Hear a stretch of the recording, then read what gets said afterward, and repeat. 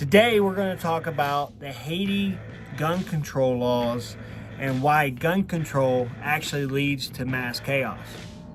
Stay tuned. As the title represents, we're going to talk about Haiti's gun law. And if you haven't noticed, Haiti has some really chaotic things happening right now. Gangs are overtaking the police. The embassy has been basically evacuated. There's mass chaos, hunger, starvation. These gangs are like eating flesh. They have so-called assault weapons, as a lot here would like to call them. And as per the gun control for Haiti, the only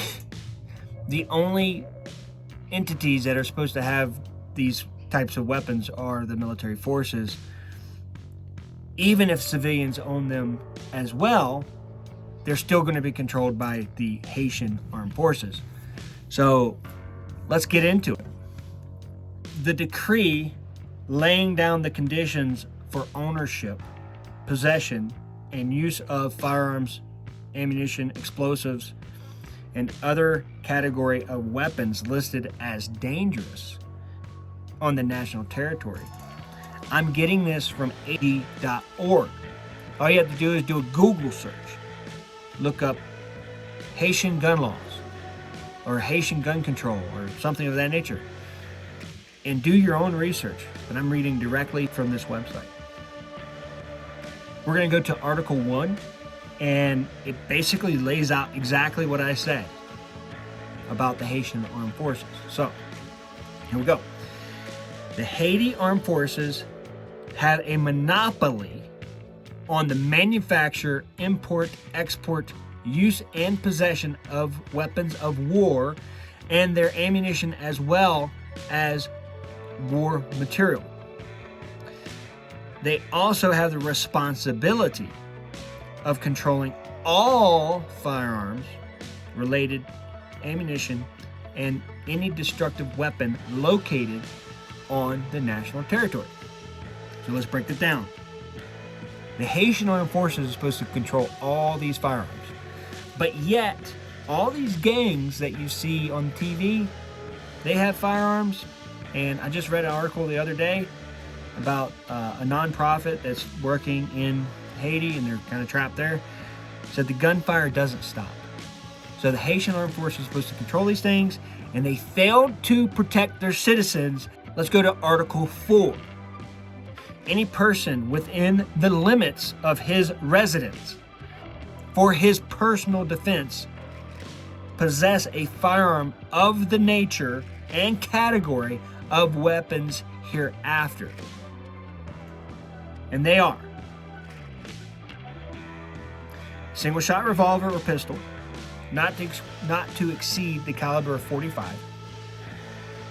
A long gun or rifle in the calibers of 12 gauge, 20 gauge, 16 gauge, and 410 gauge, which those aren't rifles, those are just shotguns.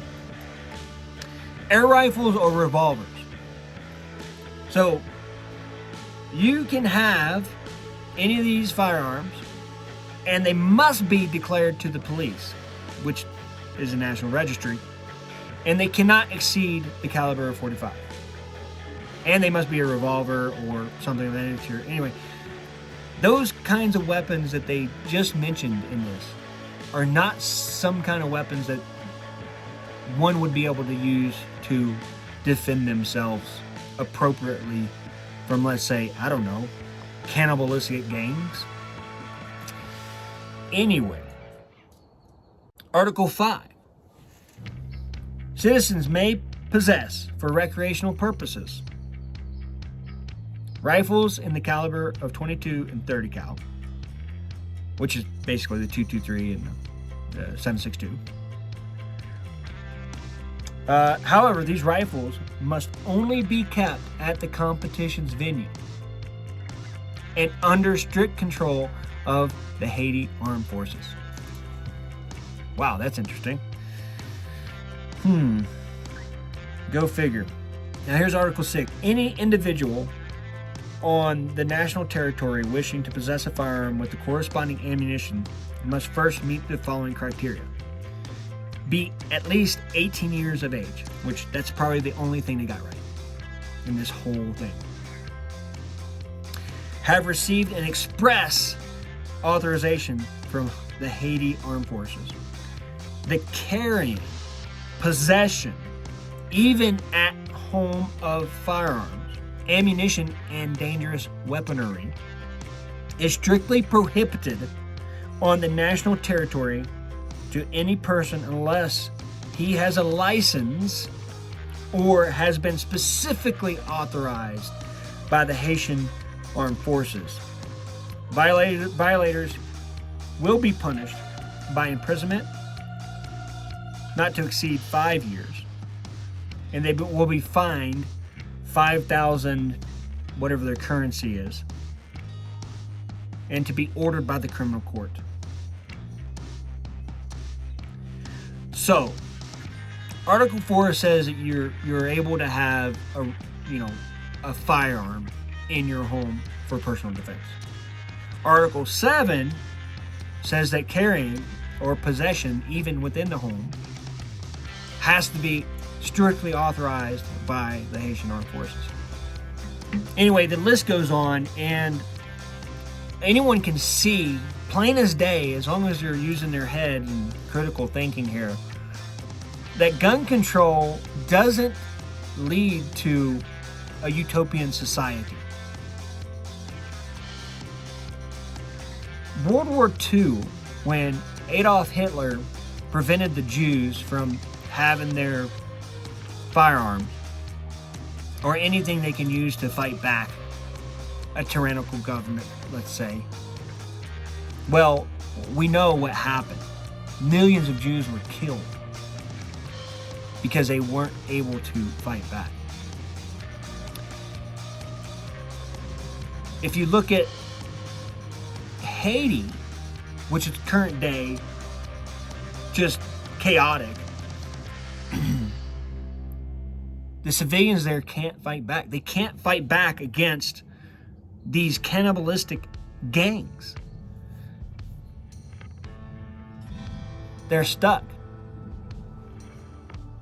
And that's completely unfortunate. Here in the United States, if you look at cities with strict gun control, and you just look at their atmospherics.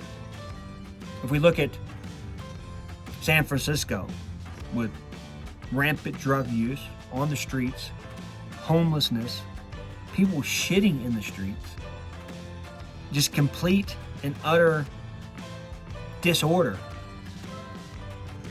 If we look at New York and the subways where the National Guard had been deployed to police the citizens of that city, they're not supposed to do that.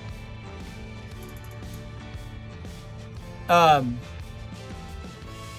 don't know if they're using Title 32 or whatever, but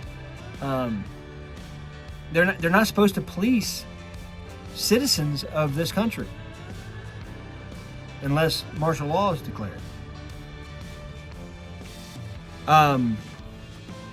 As far as my limited knowledge, right? If you look at LA, there's places in LA that you don't go. You don't go. And that's unfortunate, right? Either because it's the color of your skin or because you're wearing a certain color garment or whatever. There's places in LA that if you go and you don't have any tattoos on your face, on your head, then you automatically stand out as somebody who's not supposed to be there. Gun control does not work. It is not something that works at all. And as per my testimony for this upcoming bill in Colorado, prohibit certain weapons used in mass shootings. And that's their language, not mine. I point out that from 1984 until today, in between each one of the decades, so in between the decade starting with 94 or 84 to the decade starting with 94, each decade, between each decade, there has been a consistent average of about 25% increase of mass shootings, regardless of the assault weapons ban of 94. So the assault weapons ban was passed in 94 and expired in 2004. During that decade, the use of so-called assault rifles were only, in mass shootings, were only diminished by 3%.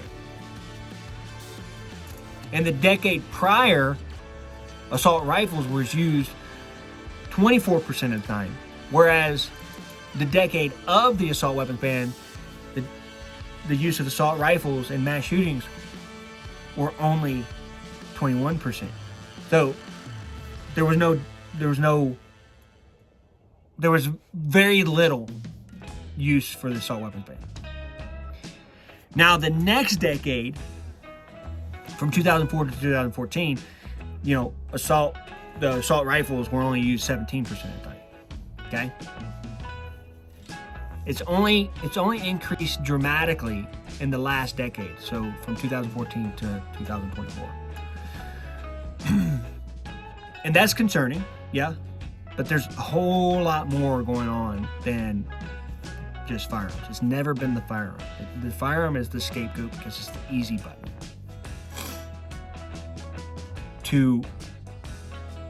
in an attempt to solve a very complex problem.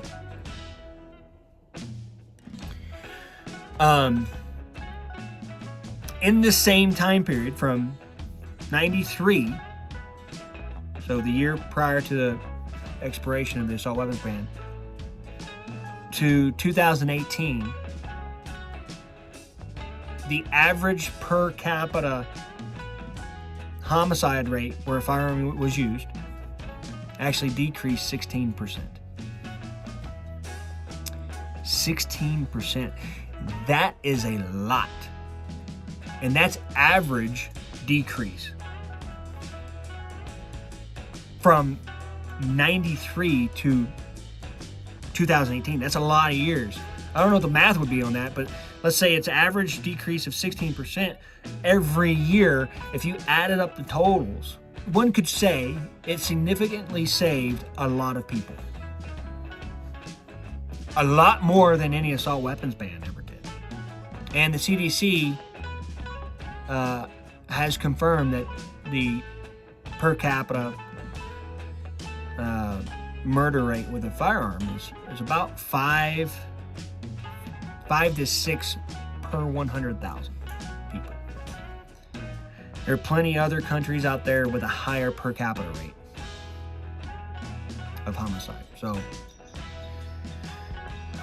when somebody mentions gun control, I don't think they actually know what the hell they're talking about. Everybody wants to fix the problem. Everybody wants school shootings and mass shootings in general to stop. Everybody wants that. Everybody's looking at it a different way, and I don't believe those who are looking at gun control as a method to stop it, I don't think they're looking at it in a critical way. I think they're looking at it, they're saying, well, it's the gun. If we didn't have any guns, then this stuff would stop. But that's not true. It's not true at all. You only have to look to our neighbor to the north, who has some of the strict gun control laws and weapon laws. There was just a mass murder completed by a 19-year-old with a bladed weapon. So just because you get rid of all the guns doesn't mean bad things aren't going to happen. Anyway, that's my spill. I do believe that gun control leads to mass chaos. I do believe that gun control leads to a monopoly of violence. And those who purport gun control, I don't think they know what they're talking about. And or they want the monopoly on the mass violence so that they can control the people. That guy.